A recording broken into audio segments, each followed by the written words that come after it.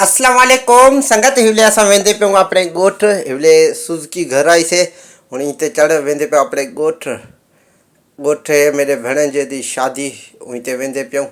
ये ऑटो भान वाला रोड बड़ी अच्छी हिवले बात कही बीपी दी आप। हुकूमत इहो रोड भला ठाहे ने ऐं डी पार्क बस ऐं हिवले इथूं घटाईंदे पियूं CNG गाॾी च CNG घटा हुन असां पुॼी वियासीं अपने ॻोठ।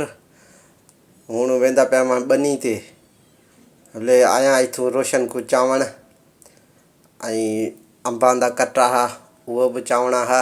पैसा ही पैसा हो हिवले गया। आहियूं इथां मस्जिद च अॼु हे जुमे दा ॾींहुं जुमा पढ़ वला वेसूं थोड़ा कम में शहर वो करण कम हिवले जुमा पढ़ हुन रश्के च चढ़ वेंदे पियूं शेख ते उथूं ई गिनणी खट हुन इथां आहियूं।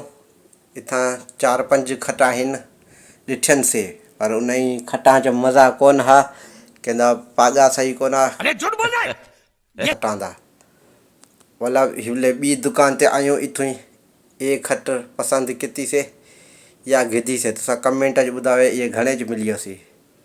हुन इथूं गिंदे पियूं हार अॼु हे निकाह मेरे भेणेजे दा उनते लाल हार पिया गिनंदा आहियां। हुन वें 1 hour later. ऐं ॿिए मोटरसाइकिलनि उते आहियूं इथां ॻोठ ॿिए ॻोठ इथां ई निकाह हुन निकाह पढ़ पिछे वापसी वेसूं अपने ॻोठ सभु गॾु थी ॻयूं हले ख़ैर नाल निकाह थी गया। तो क्या नाचो मैं? हुण वला ये छोकरे डांस पे करेंदे मूंखे अपने वीवरा को दिखलावा असांजी सिराइकी झूमर ये सिराइकी झूमर कमेंट च ॿुधायो असांखे झूमर कीअं लॻी।